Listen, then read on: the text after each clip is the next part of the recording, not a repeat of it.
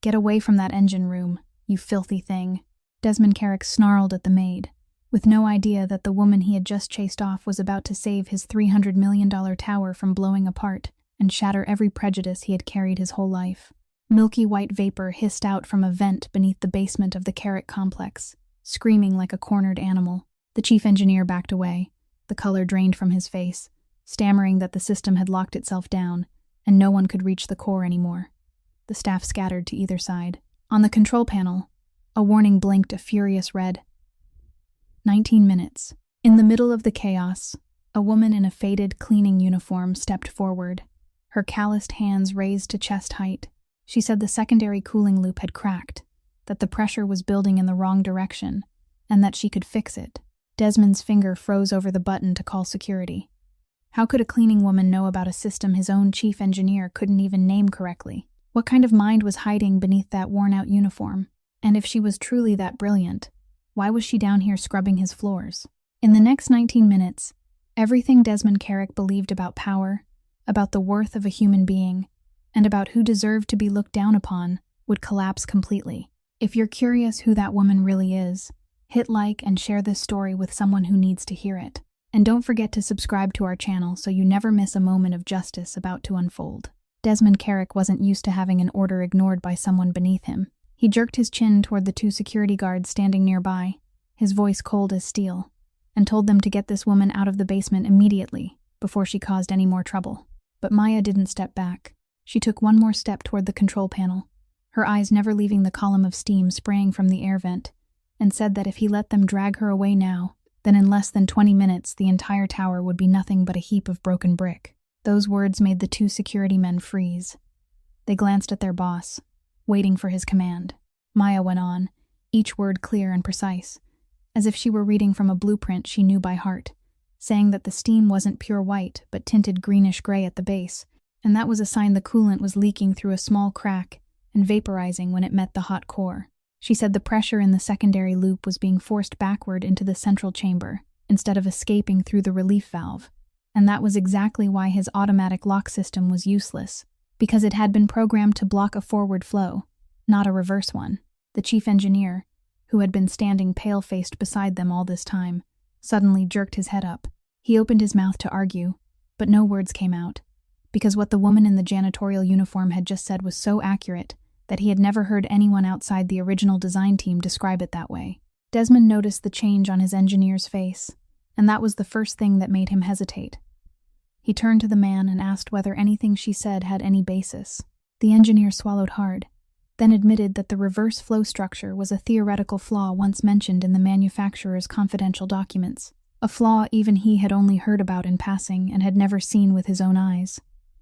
The air in the basement grew heavy.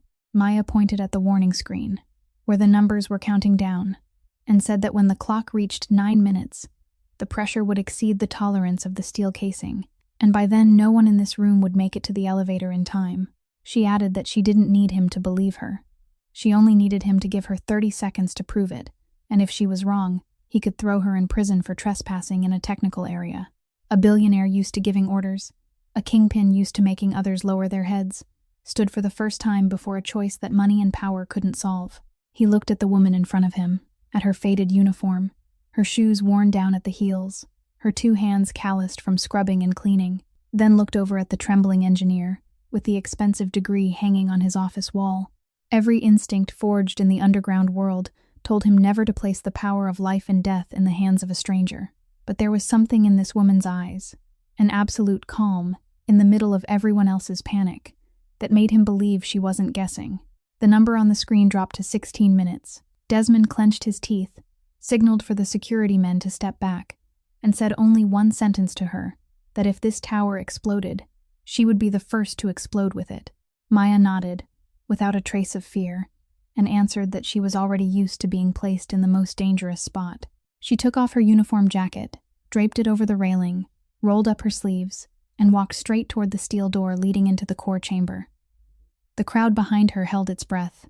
The chief engineer stammered and asked what she planned to do when she didn't have a single specialized tool in her hands. Maya didn't look back. She only said that sometimes the thing that could save an entire building wasn't inside an expensive toolbox, but inside the mind of someone who knew what she was doing. And in that moment, Desmond Carrick, the man the whole city treated with caution, realized he had just placed the fate of $300 million and the lives of dozens of people into the hands of someone he had called a ragged nobody only 5 minutes earlier. The steel door leading into the core chamber was blazing hot, like the mouth of a furnace, and the gray-green vapor blew straight into Maya's face the moment she crossed the threshold. She had no mask, no heat-resistant gloves, no specialized valve kit that an entire technical crew should have been carrying. But she had something more important than all of that. She knew exactly what she needed to find. Maya knelt beneath the cluster of pipes and ran her hand along the metal casing, which was trembling in waves under the pressure, until her fingers stopped at a damp spot no bigger than the tip of a pencil. The crack was exactly where she had guessed it would be, right at the joint between the secondary cooling loop and the central chamber. A hairline fracture so fine the naked eye could barely see it, yet wide enough for coolant to seep out and force the pressure in the wrong direction. She looked back toward the door and shouted for the chief engineer to find her anything with graphite in it. A drafting pencil, a graphite stick, anything at all. The man stood frozen, unable to understand. But Desmond, from behind him, snatched the pencil case off the control table and threw it straight into her hand. Maya snapped the pencil in two, pulled out the graphite core inside, gently crushed the tip into fine powder, then pressed it into the mouth of the crack. As she worked, she explained quickly, almost as if speaking only to herself, that the graphite particles would slip into the gap and form a heat-conducting cushion, enough to keep the coolant from continuing to leak for a few precious minutes.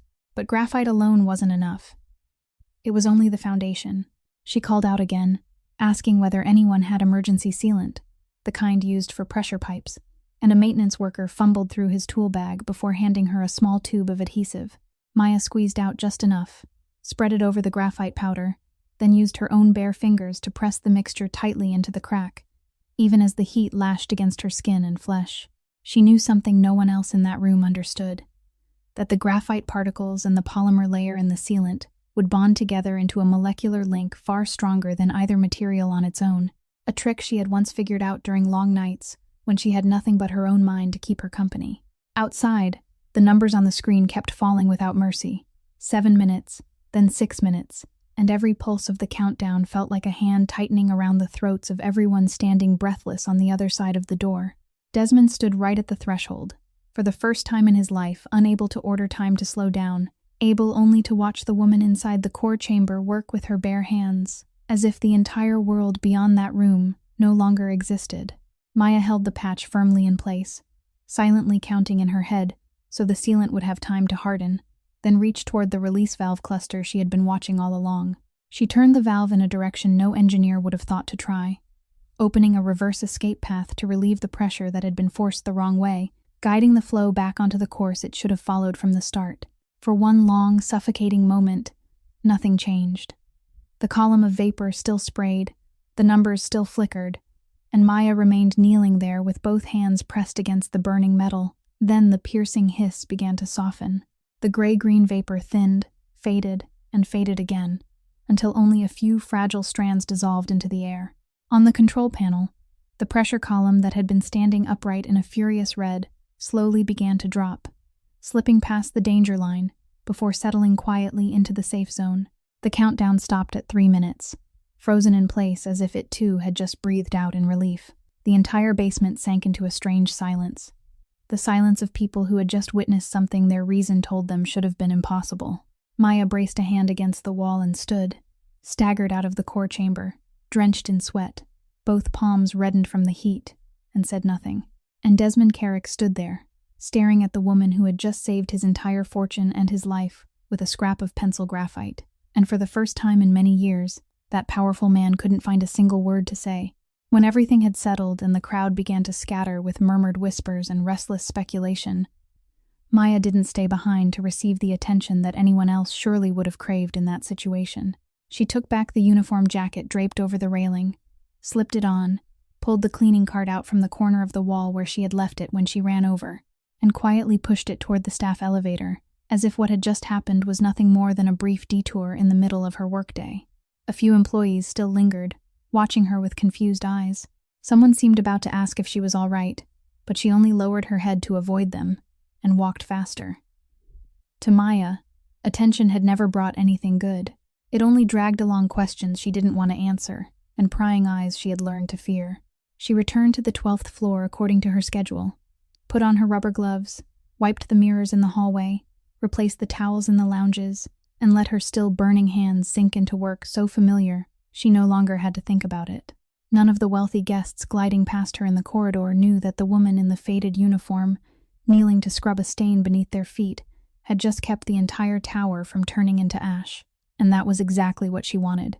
Meanwhile, more than 10 floors below, in the penthouse office where the whole city spread out beneath panes of glass stretching from floor to ceiling, Desmond Carrick stood with his back to his most loyal man, his hands clasped behind him, his eyes lowered to the tiny stream of people moving along the streets below. He hadn't spoken a single word of thanks to that woman, not because he didn't realize he owed her, but because gratitude was foreign to a man accustomed to standing in a place where everyone else owed him.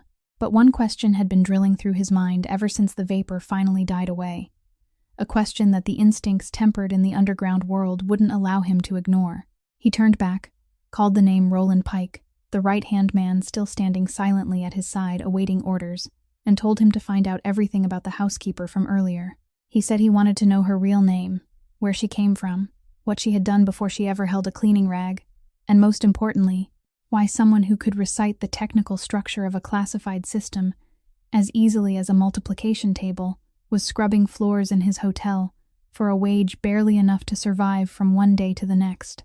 Roland Pike nodded, but for one very brief instant, a strange expression passed across his face. One Desmond failed to notice. A tension almost too subtle to see when that woman was mentioned. Desmond added that he didn't like things he couldn't understand, and a person who didn't match the shell she wore was exactly the kind of thing that cost him sleep. In his world, an unsolved mystery was always a potential threat, and he had survived long enough to know that those who hid themselves the best were usually the ones carrying the most stories. He ordered Roland to watch her discreetly, not to let her know, not to bother her, only to observe and report. He wanted to see how she lived once she left this tower, where she went after her shift, and whether anyone else was standing behind her. Roland answered with a bow and withdrew, while Desmond turned back to the glass window, his gaze fixed on the staff exit at the corner of the street below, waiting for the small figure in the faded uniform to appear.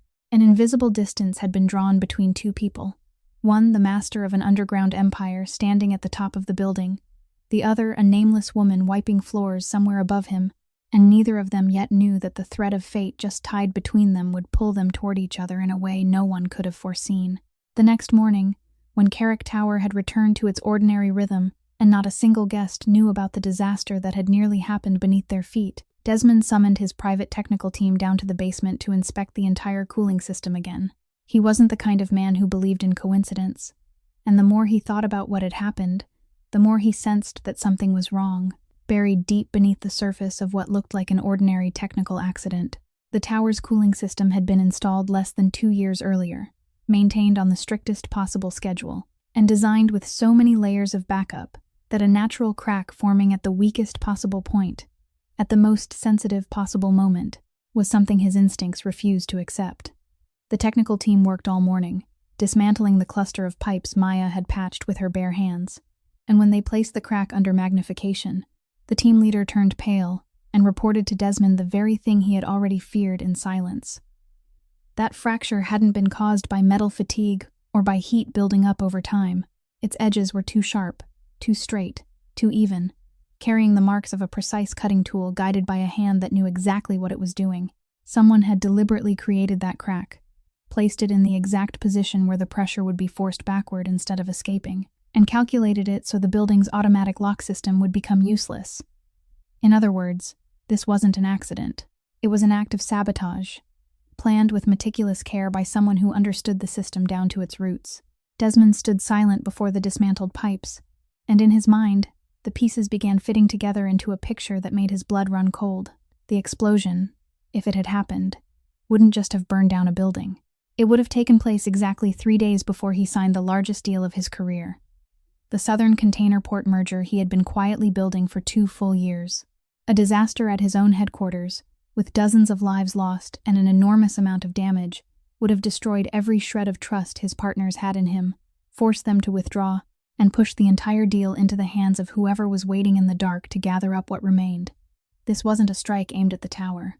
It was a strike aimed directly at his empire, calculated to kill him in terms of power without leaving behind a single fingerprint. The more Desmond thought about it, the more clearly he saw a truth that forced him to grip the railing just to keep himself calm. If the woman in the faded uniform hadn't happened to pass through the basement at that exact moment, by now he would have lost everything.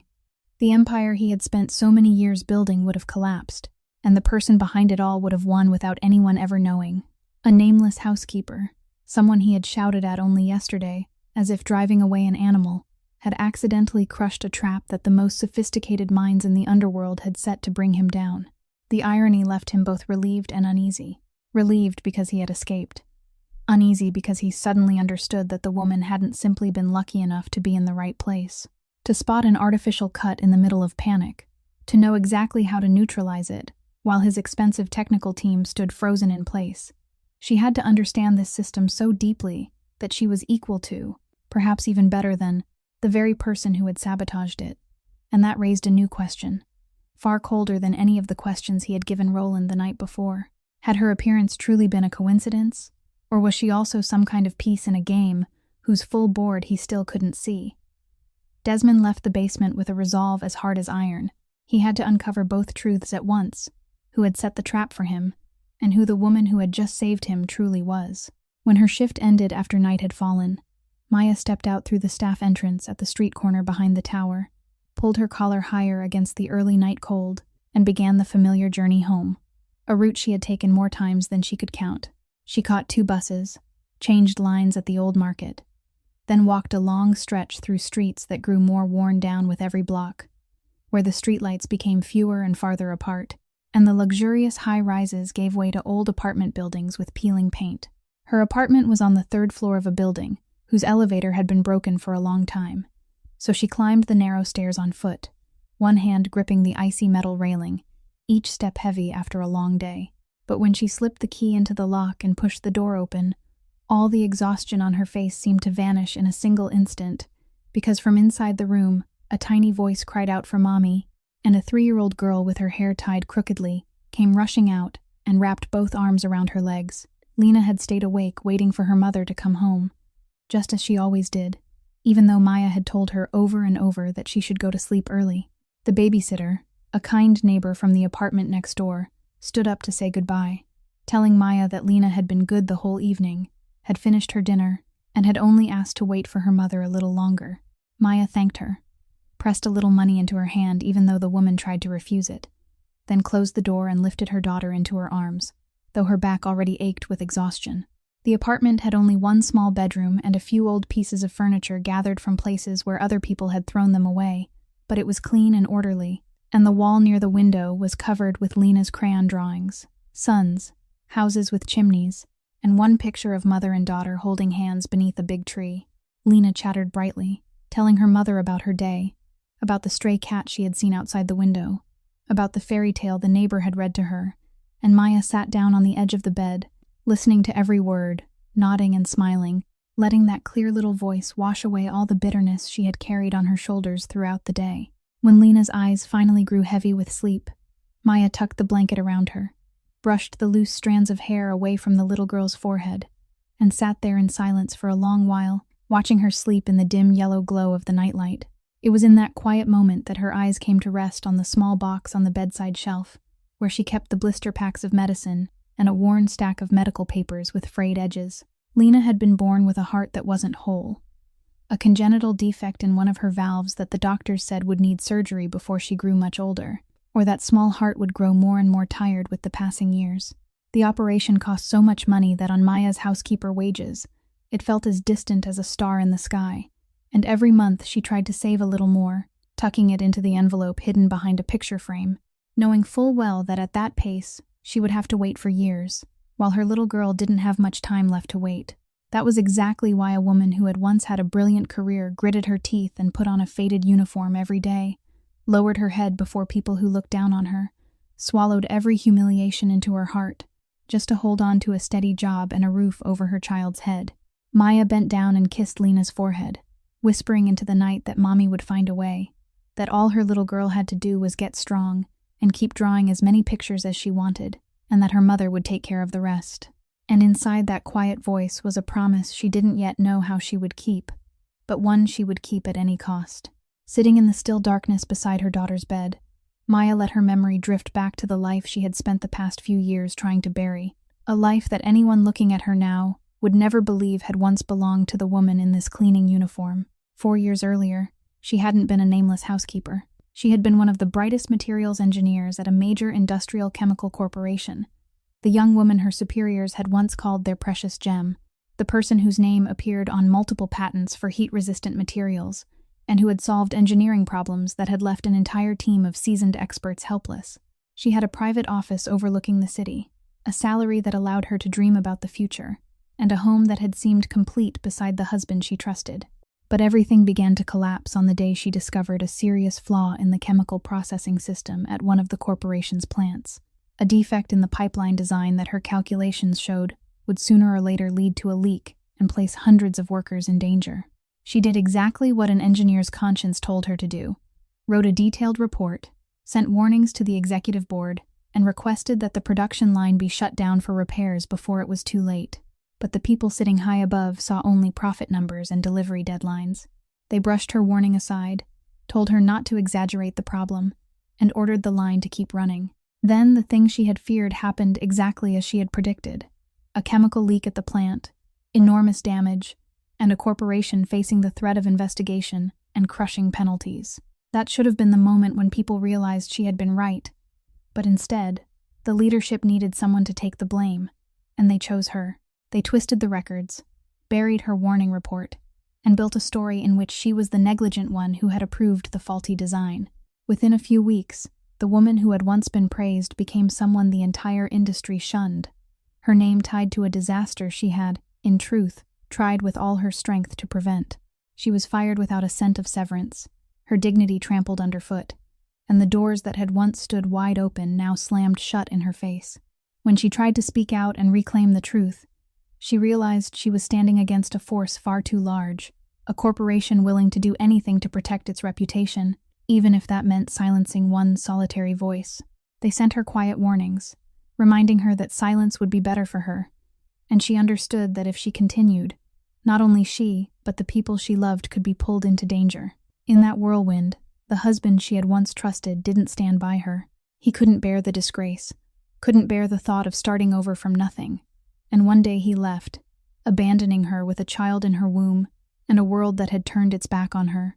Maya had buried her former self from that day on, putting away all her degrees, articles, and certificates in a box at the bottom of the closet, then stepping into a new life beneath the shadow of anonymity. She changed where she lived, took manual jobs that didn't require a background history, and learned how to become invisible, because she knew that as long as her real name remained forgotten, she and her daughter would remain safe. Hiding wasn't cowardice. It was the price she had accepted to protect the only precious thing left in her life. And that was why, even though her mind could read a classified system with perfect clarity in the middle of an emergency, she still quietly returned to her cleaning rag, so no one would know who the woman cleaning those rooms had once been. It took several days for Desmond's information network to peel back each layer of the cover Maya had worked so hard to build. But for a man who held enough connections in his hands to dig up any secret in the city, the truth finally appeared on his desk, in the form of a thin file. He read the woman's real name again and again, read about the patents that had once carried her name, about the scandal that had buried her career, and about the way she had been turned into a scapegoat for other people's failures. The more Desmond read, the more he felt a strange emotion rising inside his chest. Not pity, because he despised pity, but a slow-burning anger at such blatant injustice. He had spent his whole life in a world where the strong trampled the weak, and if there was one single rule he worshipped amid all his cruelty, it was his contempt for those who used power to crush someone who had no way to fight back. Maya's story struck that exact nerve in him. He decided to go to her himself, not through an intermediary, not with a phone call, but by appearing in person at the door of her shabby apartment one evening, making her face turn pale when she opened it and recognized the most powerful man in the tower standing right on her threshold. Maya instinctively blocked the doorway, hiding the room behind her where her daughter was sleeping, and asked what he wanted in the guarded voice of an animal that had been wounded too many times. Desmond didn't speak in circles. He said he knew who she was, knew how brilliant an engineer she had once been, and knew what people had done to her. At those words, the blood seemed to drain from Maya's face, because the thing she had feared most for the past few years had just become real. Someone had torn open the cover she had sacrificed everything to keep. She took one step back, her voice trembling as she asked what he planned to do with what he knew, and whether he had been sent by her former corporation. Desmond saw the fear in her eyes and understood at once where it came from. He lowered his voice and said he hadn't come to threaten her, and that the people who had destroyed her had nothing to do with him. Then he went straight to the reason he had come. He told her the truth she didn't yet know, that the crack she had patched in the core chamber that day hadn't been an accident, but a deliberate act of sabotage aimed at him, a trap set by a hidden enemy who understood the system down to its bones. He said she was the only person he had ever met who could read the technical traces left at the scene, and he needed her help to find the one who had done it. Maya shook her head almost immediately. She said she had stopped being an engineer a long time ago, that she was only a housekeeper, and that getting involved in his affairs was the last thing she wanted. But what truly made her refuse wasn't humility. It was fear. Showing herself meant stepping out of the safe darkness where she had hidden for so long. It meant letting her name be spoken again, and once it was spoken, the people who had once wanted to silence her could find her, and find her daughter too. She told him she had things to lose that he couldn't understand, and asked him to forget that she had ever known anything at all. Desmond looked at her for a long while, reading the struggle in every word she spoke. And instead of forcing her the way he was used to forcing everyone else, he only placed a business card on the small table beside the door. He said he wouldn't make her do anything she didn't want to do. But if one day she changed her mind, or if one day she needed someone strong enough to stand between her and the people who wanted to hurt her, then she knew where to find him. Then he turned and walked away, leaving behind a woman standing frozen between two fears tearing at her from both sides. The fear of stepping into the light, and the fear that the darkness where she had been hiding was no longer safe either. The business card Desmond had left behind lay motionless on the table for several days, but it gave Maya no peace. Curiosity mixed with unease made her begin quietly paying attention to that man whenever she worked inside the tower, and little by little, through the whispered fragments of staff gossip, through the things she accidentally witnessed, she began to understand who Desmond Carrick truly was, behind the appearance of a wealthy hotel owner.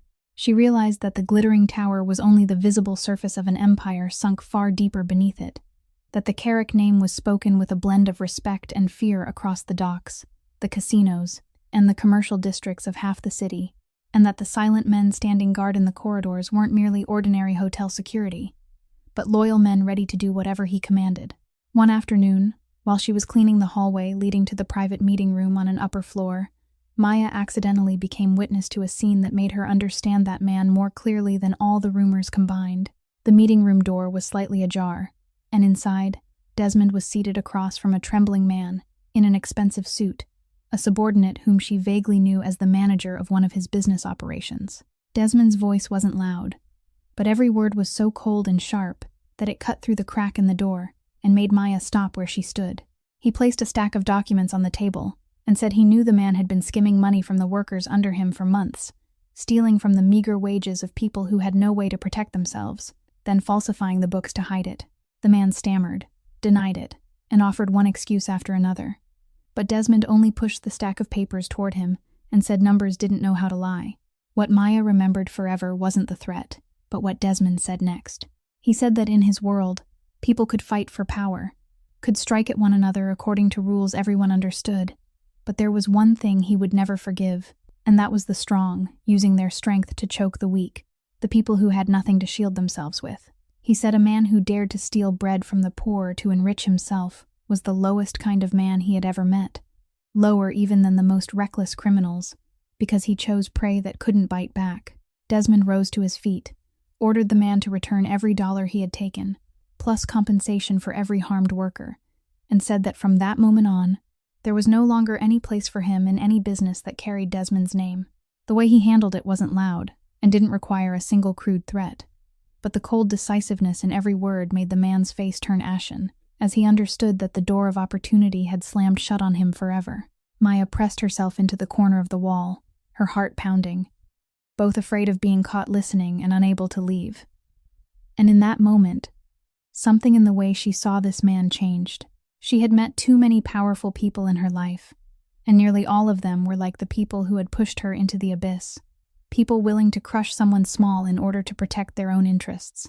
But Desmond Carrick, though ruthless, though frightening, carried within him a kind of principle she hadn't expected, a boundary he would never cross. She suddenly understood why he had reacted that way when he read her story, why he had said the people who had hurt her were the kind of people he despised. For the first time since he had left the business card behind, Maya wondered whether this frightening man, in some strange way, might be the only person in the city who could understand the injustice she had been forced to bear. It was the scene she had accidentally witnessed in the meeting room that pushed Maya toward the decision she had wrestled with through many sleepless nights. She realized that an enemy sophisticated enough to set a trap for a man as powerful as Desmond wouldn't hesitate to crush someone as small as her if she kept hiding in fear, and that perhaps the only way to protect her daughter wasn't to remain invisible, but to stand beside the only person strong enough to shield her. The next morning, she called the number on the business card, and only a few hours later, Desmond had someone bring her to a sealed room where he had stored everything that remained of the sabotaged pipe assembly, along with the system data records from the hours before the incident. When Maya stepped inside and saw it all laid out before her, something inside her came back to life. The engineer she had buried for so long, and the hands that had grown used to cleaning rags now moved across blueprints and metal samples, with a confidence she herself hadn't felt in years. She worked for hours without stopping, examining every cut in the pipe wall, comparing it against the pressure logs, following each number as if tracking the footprints of a predator. Desmond stood silently watching her, and this time he showed no impatience, because he understood that he was witnessing a mind working at a level money couldn't buy. At last, Maya looked up, and what she said made the air in the room grow heavy. She explained that whoever had made the crack didn't just understand the cooling system, but also knew the exact maintenance schedule, knew when the technical area would be empty, and knew the access codes to reach the core chamber without triggering the alarm.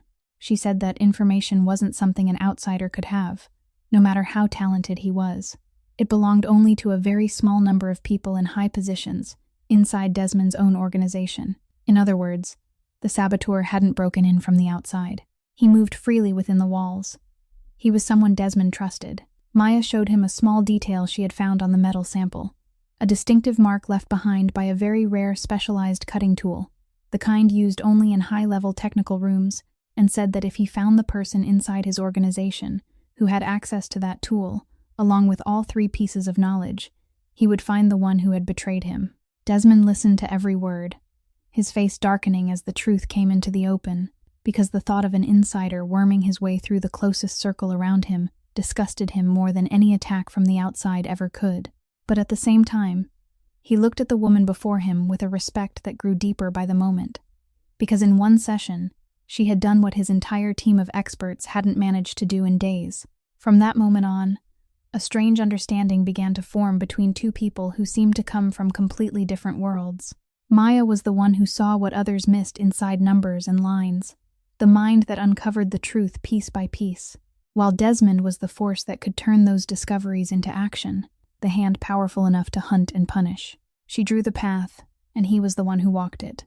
They worked together in that sealed room until late into the night, and though neither of them said it aloud, both could feel that something was beginning to take shape between them, something beyond the relationship between an employer and a housekeeper, a trust built from the very wounds they both carried inside. When Maya finally went home in the darkness, she carried both worry and a strange feeling she hadn't known in a long time, the feeling that for the first time in years, she didn't have to stand alone against the whole world, and that someone was standing on her side, ready to face the darkness she hadn't dared to face by herself. Following the exact clue Maya had pointed out, Desmond began quietly narrowing down the people inside the organization who possessed all 3 things: knowledge of the system, access to the core chamber, and the ability to use that rare cutting tool, and he gave Maya the right to review the high-level personnel files so she could compare the technical traces against each person.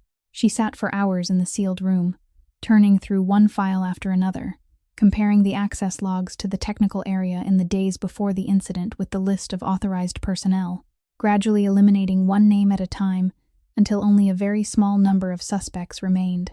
Then she stopped at one file, and when her eyes moved across the attached photograph and the bold printed name beside it, her entire body seemed to turn to stone.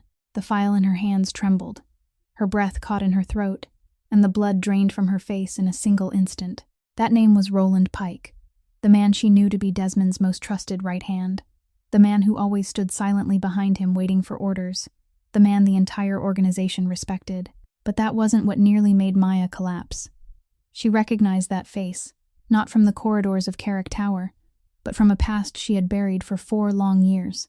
Roland Pike was the very man who had once stood in the conference room of the Chemical Corporation, the one who had distorted her report, buried the warning she had written, and built the story that turned her into the guilty one, who carried the blame for the failures of the entire leadership board. He had once been one of the heads of operations at that corporation, the man who had looked straight into her eyes and told her she should stay silent if she wanted to remain safe, the man whose cold voice still haunted her nightmares years later. She had never known where he had gone after her career collapsed, had never imagined fate could be cruel enough to place him right here, inside the very organization she was now helping, standing beside the only man who had reached a hand out to her. 2 pieces of her life that she had believed were separated by an abyss of time suddenly crashed into each other with a weight that left her dizzy. The man who had destroyed her years ago and the man betraying Desmond today were one and the same. Maya sat motionless in the sealed room, still clutching the file, while an entire storm of feeling surged inside her chest. The horror of facing the ghost of her past again, the anger at the injustice that had clung to her for so many years, and a cold fear as she suddenly realized something even more terrifying. If Roland Pike was working right here inside this tower, right beside Desmond, then it was very possible he had seen her. A housekeeper with her head lowered, wiping floors, could easily disappear into a nameless crowd, but the woman who had stepped into the core chamber in the middle of an emergency and saved the entire tower could not. She wondered whether he had recognized her face the way she had just recognized his, whether the name she had sacrificed everything to hide was still a secret at all. And an even darker thought slipped into her mind, that if a man who had once had no hesitation about destroying her entire life just to protect his own reputation now saw her becoming a threat who could expose his betrayal to Desmond, then he wouldn't stop at destroying her honor this time. Maya closed the file with trembling hands, trying to steady her breathing, but a dark premonition had already begun to rise inside her. She knew she was holding a truth with devastating power, a truth that could bring down her old enemy and save the man who had sheltered her. But she also understood that the moment she spoke that name aloud, she would officially step into a war from which there would be no way back. What she didn't know, what she only vaguely felt like a chill running down her spine, was whether she had recognized him first, or whether he had been silently aware of her for a long time. Maya's dark premonition came true sooner than she had imagined. And exactly as her most secret fear had warned her, Roland Pike was the one who had recognized her first. He had recognized the face of the woman who stepped out of the core chamber on that very first day. And while she was still groping through the pieces of the past, trying to put them together, he had already begun silently calculating how to remove the threat that carried her name before she had the chance to speak the thing he feared most. He understood that if Maya revealed to Desmond who she was and who he was, then not only would his betrayal be exposed, but the filthy past he had buried would rise to the surface as well. So he decided to strike first, and he chose a cruel blow that was exactly in his style, not loud violence, but quiet destruction, the same weapon he had once used to crush her years ago. One morning, while Maya was working on one of the upper floors, news spread throughout the tower that an important guest had reported an expensive piece of jewelry missing from his suite, a watch worth an entire fortune.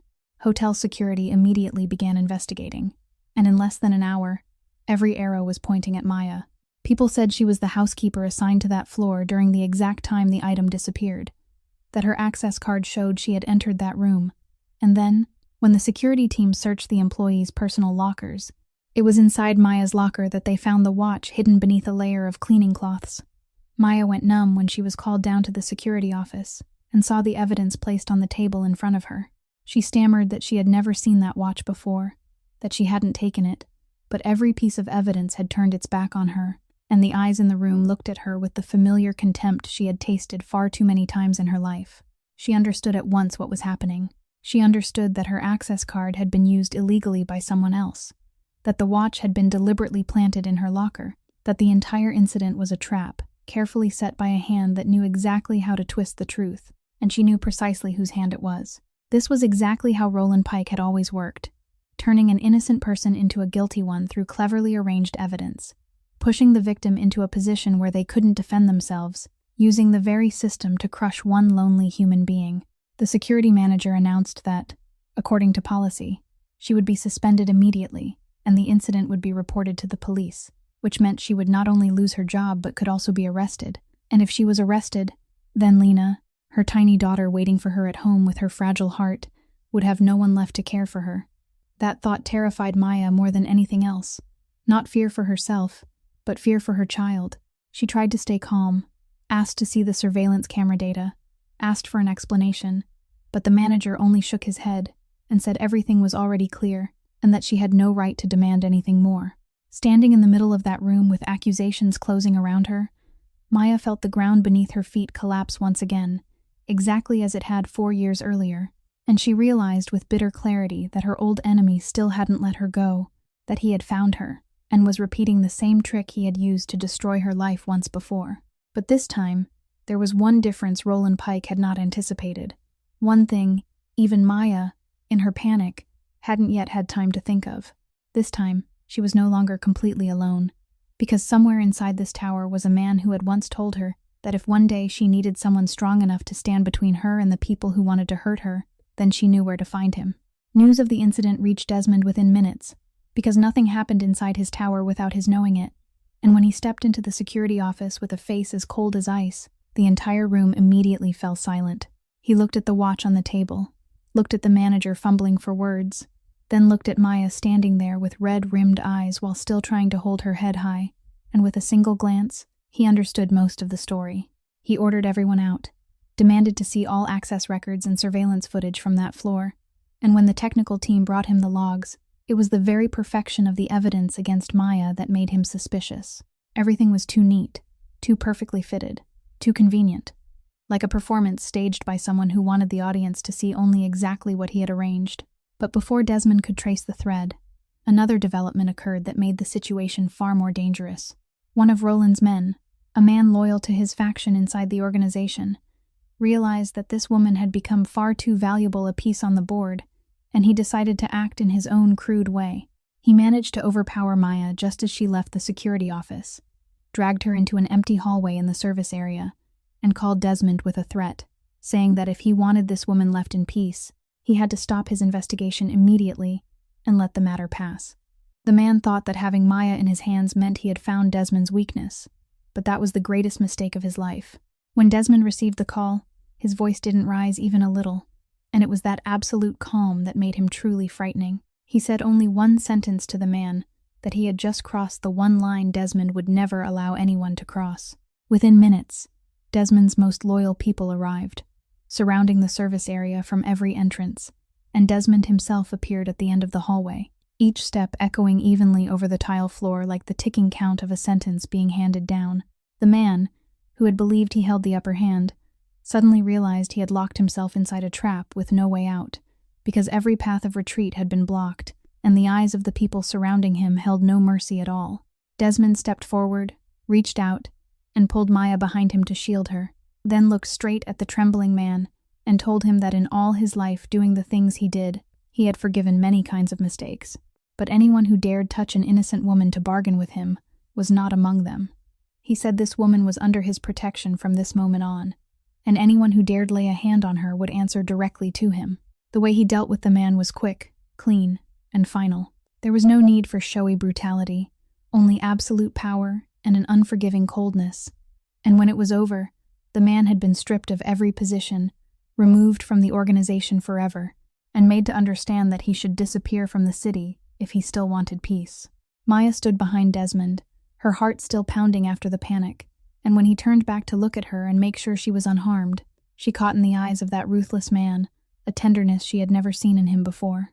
He spoke to her in a lower voice, telling her that she didn't have to be afraid anymore, that as long as she was here, no one would be able to hurt her. And in that moment, for the first time after so many years of living in constant fear, Maya felt something unfamiliar, something she had thought she had lost long ago, the feeling of someone standing in front of her to shield her. She understood that she had now truly stepped into the protection of the most powerful man in the city, But she also understood that the real enemy, the one who had set all these traps in motion, was still hiding and hadn't yet shown his face. Fate seemed unwilling to let Maya go, because just as she had escaped one trap and was standing at the threshold of exposing the enemy with Desmond, a phone call came in and made her whole world seem to collapse. It was a call from the neighbor who watched Lena, her voice frantic as she said the little girl had suddenly turned blue, was gasping for breath, and had gone limp, that she had called an ambulance, and they were taking her to the nearest hospital. In that moment, every thought of enemies, conspiracies, and truths that needed to be dragged into the light vanished from Maya's mind, leaving only the raw terror of a mother hearing that her child was in danger.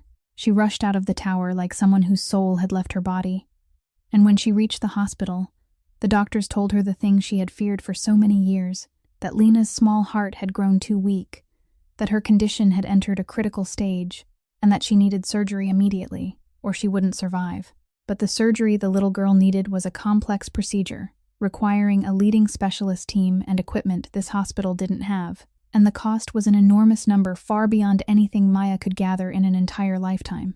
Standing in the stark white hospital hallway, Maya felt as if she were being torn in two. She looked into the room where her tiny daughter was fighting for every breath, and she knew that to save her child, she needed a miracle she had no power to create.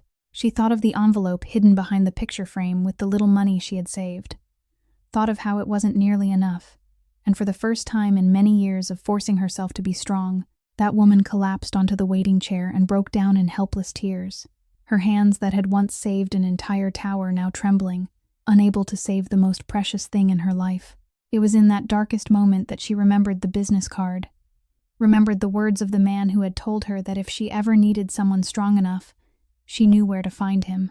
With trembling hands, she dialed the number, and when Desmond's voice came through on the other end, all she could manage were the broken words of a desperate mother, saying that her daughter was dying, and she didn't know what to do. Desmond didn't ask much, didn't hesitate for even a second. He only told her to stay right where she was and wait. What happened afterward made Maya believe miracles were real. In an unbelievably short time, the entire machinery of Desmond's power was set in motion for one single purpose: to save one small life. He sent a medical helicopter to transfer Lena urgently to the finest specialty hospital in the city, where he had already called ahead and arranged for the best heart surgeon and an entire team to be waiting in the operating room.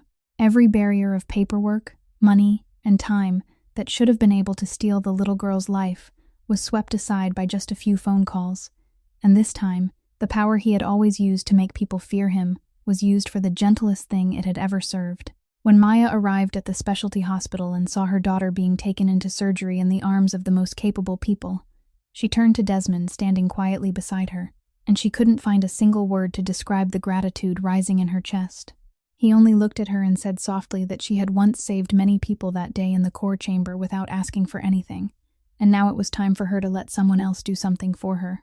Through the long hours of waiting outside the operating room, the ruthless man the whole city feared sat silently beside the praying mother, saying little, simply staying there, and that presence said more than any words of comfort ever could. And when the operating room door finally opened, with the news that the surgery had succeeded, that Lena's little heart had now been healed, Maya broke down crying once more, but this time they were the tears of someone who had just been given her whole world back. While Lena was slowly recovering in the quiet hospital room, Roland Pike understood that his time was running out, because he knew that the woman held a truth powerful enough to destroy him, and once Desmond had placed her under his protection, his silent traps no longer worked. He decided to risk one final gamble, and this time he didn't act alone, but joined hands with the man behind the entire conspiracy, Cormac Delaney, the rival gang boss who had always hungered to seize the container port deal and bring Desmond down. The two men knew that as long as Maya was alive and still able to speak, their plan was as good as ruined, so they made her their final target. Taking advantage of the moment, Maya left the hospital at night to go home and collect a few things for her daughter. They had men intercept her and take her to an abandoned warehouse in the old port district, where Cormac was already waiting. When Maya was brought into that dark warehouse, she found herself face to face with two figures from her past and present: Roland Pike, the man who had destroyed her life years ago, and Cormac Delaney, the one pulling the strings behind it all. Roland looked at her with a sinister smile and said she should have simply kept being a nameless cleaning woman and kept her mouth shut. that he had let her live the last time, and this time she had walked straight into death on her own. He said that once she disappeared, every secret would be buried forever, and no one would be able to prove anything. But what neither of those men expected was that they had underestimated the man they were fighting against. Desmond had ordered his people to protect Maya quietly from the moment he declared her under his protection, and the instant she was stopped on the road, word was sent back to him at once. While Maya was still being held inside the warehouse, Desmond's entire network had already traced her location, and he personally led his men there. The warehouse door burst open, and Desmond stepped inside with the bearing of a man who didn't know fear, his eyes sweeping across the room and stopping on Maya first to make sure she was still safe, then shifting to the two men standing there with a coldness that seemed to freeze the air. Cormac tried to appear calm, saying that Desmond had arrived too late and that he should sit down and negotiate if he still wanted this woman intact. But Desmond had no intention of negotiating. His men had surrounded the entire warehouse from outside, blocking every exit, and the lackeys Cormac and Roland had brought with them quickly realized they had been completely overpowered, both in number and in force. The confrontation unfolded with crushing speed.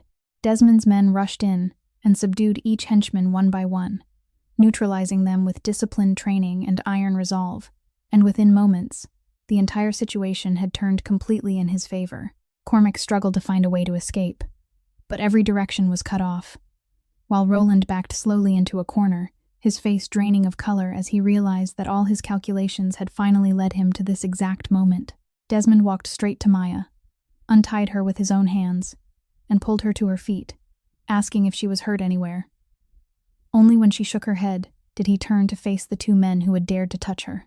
He looked at Roland, then at Cormac, and told them in a low voice, heavy as stone, that they had made the greatest mistake of all when they thought they could use this woman to threaten him, and that from the moment they laid a hand on her, their fate had already been sealed. He didn't need to shout. He didn't need to resort to theatrical brutality, because defeat was already written across the faces of those two men, as they understood they had lost, not only a fight, but the entire game they had believed they had firmly in their hands.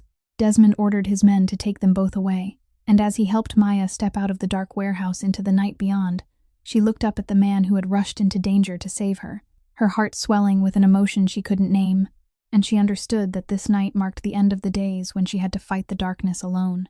That night, after Cormac and Roland had been taken away, and Maya had been brought back to safety, Desmond sat across from her in a quiet room and placed on the table the choice he believed was best for her. He said that even though those two men had been captured, the world he lived in was still filled with danger, and that Cormac Delaney's enemies, along with other hidden forces, could still try to take revenge through her. He offered to arrange for her and Lena to leave the city for someplace far away, a peaceful place where no one knew who she was, with a new identity, a new home, and enough money for her and her daughter to live a stable life without having to fear anything anymore. For someone who had spent 4 years living in constant dread, who had traded her career and her dignity just to become invisible, that offer should have been a dream. A life without fear, a safe roof over her child's head, a peace she had longed for across so many years. Maya sat in silence for a long while, looking out the window at the city lights stretching into the distance, and inside her heart was a struggle only she could fully understand. She thought of Lena sleeping peacefully in the hospital with her heart now healed, thought of the possibility that mother and daughter could live a life no longer haunted by darkness. But then she thought of something else too, something that had been smoldering inside her since the day she realized Roland Pike had remained free all these years. At last, Maya lifted her eyes to Desmond and refused his offer. She said that if she ran away now, no matter how safe she might be, she would still remain a fugitive forever, and her name would still be tied to a crime she had never committed. She said that for the past 4 years, she had lived like a shadow, lowering her head, keeping silent, accepting injustice as if it were her fate, and it was that very silence that had allowed someone like Roland to remain free, to keep having the chance to destroy other people the way he had destroyed her. She said she didn't want her daughter to grow up with a mother who had to live under a false identity and hide from her past. She wanted Lena to know that her mother had dared to stand up and face the truth, had dared to fight to reclaim justice for herself. Her voice trembled, but her eyes were steadier than they had ever been, as she said she was too tired of being invisible, that it was time for her to step out of the darkness, not to run away, but to take back her own life. And then she added something that made Desmond look at her with deeper respect than ever before. She said she wasn't doing this only for herself. She thought of all the other people out there who had also been trampled by the powerful, who had also been turned into scapegoats, who had also been forced to live in silence because no one stood on their side. And she wanted her story to become proof that the truth could still win in the end, that one small human being could still face an entire force and not be crushed. Desmond listened to her, and instead of trying to persuade her to change her mind the way he could have done with anyone else, he only nodded, because he understood that the woman before him had just shown a kind of courage he rarely witnessed even in his world filled with reckless men. He told her that if this was the path she had chosen, then she wouldn't have to walk it alone, that he would use everything he had to stand behind her until the truth was exposed and justice was carried out. In that moment, between two people from worlds that had once seemed as if they could never cross, a silent understanding took shape, and Maya knew that the final battle to reclaim her name and her dignity was about to begin. With renewed resolve and Desmond's backing behind her, Maya set to work doing what she did best, turning scattered pieces of data into a truth no one could deny. She spent days in the workroom, carefully gathering every piece of technical evidence she had decoded, from the mark left by the specialized cutting tool on the pipe assembly, to the access logs showing that Roland Pike had been present at matching times, to the data proving that the crack was artificial and not an accident. She arranged everything into a clear, airtight file, precise down to every detail, a file that, with her expertise, she knew no lawyer would be able to dismiss. But she didn't stop at the sabotage of the tower. During the investigation into Roland, Desmond's network helped her trace the past backward, and she recovered the very warning report she had written 4 years earlier, the report that had been buried to turn her into the guilty one. It turned out it had never been completely destroyed, but was still lying somewhere in old archives, and once it was brought into the light, it proved beyond denial that she had done her duty as an engineer, that the leadership had ignored her warning, and that Roland Pike was the one who had distorted the records to place the blame on her. When all that evidence was submitted to the authorities, along with the file on the sabotage, everything began to collapse for Roland and Cormac in a way nothing could save. This time, it wasn't through fists or underworld power, but through the immovable weight of the truth itself. Investigators stepped in, following each thread Maya had untangled, and the full picture slowly emerged before the public. An organized act of sabotage, a betrayal from within, and behind it all, an entire guilty past belonging to men who had grown used to climbing upward through lies while trampling others beneath their feet. Cormac Delaney, the man who had pulled every string in order to seize the port deal, was exposed before the law along with his network of illegal business dealings. As for Roland Pike, the man who had tried twice to destroy Maya's life, this time there were no records left for him to twist, no isolated victim left for him to bully, only Roland himself standing face to face with everything he had done, and he had to pay the price according to the judgment of the law. But what mattered most to Maya wasn't the fall of her enemies. It was the moment her name was finally cleared. When the truth became public, the name once tied to a disaster was returned to innocence, and the people in the industry who had once turned their backs on her were forced to acknowledge that the woman they had cast aside had, in truth, been the only one trying to do the right thing from the beginning. After 4 years of living beneath the shadow of a crime that wasn't hers, Maya was finally given back her honor, given back the true self she had been forced to bury. Amid all of that, there was one thing Desmond had done quietly that Maya only learned about much later. The enormous cost of Lena's surgery, the debt Maya had believed she would have to carry for the rest of her life, had already been paid by him in silence, without a single word. When Maya discovered it and came to find him, she tried to refuse, saying she couldn't accept such a great kindness, that she would find a way to pay him back every dollar no matter how many years it took. But Desmond only shook his head, and he told her in a rare, gentle voice that some things didn't belong in the realm of debts and repayment. He said she had saved his tower, had saved his entire empire from collapse, and more importantly, she had reminded him that the power he held in his hands could be used for something better than spreading fear. He said that saving Lena's little heart was the most meaningful thing his money had ever done, and he didn't want her to see it as a debt, but as something one friend did for another friend.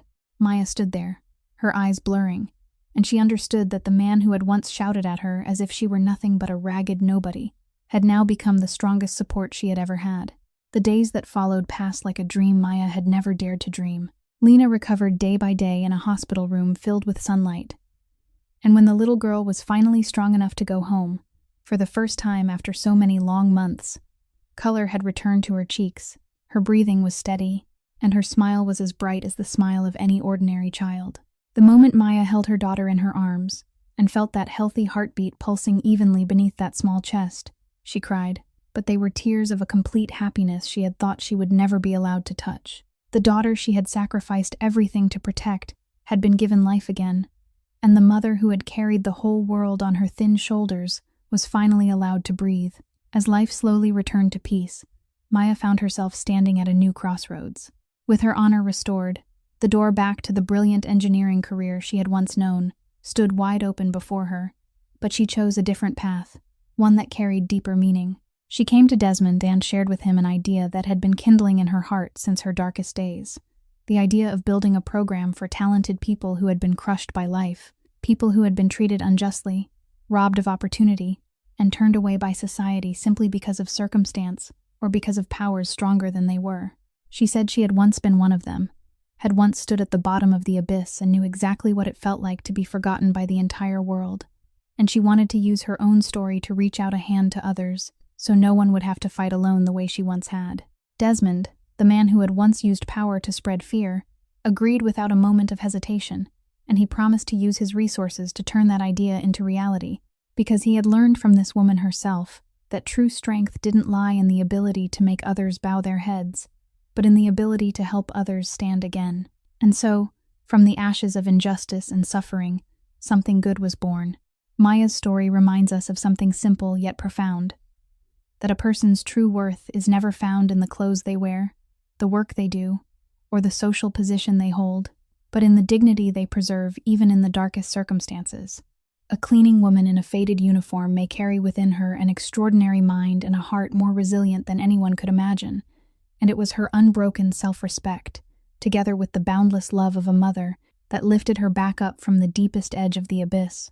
Never be too quick to judge a person by outward appearances, because sometimes the people society overlooks the most are the ones carrying the brightest light inside them. If this story has touched your heart, please press the like button and share it with the people you love so we can spread kindness together. Don't forget to subscribe to our channel so that every day you can hear more meaningful and captivating stories.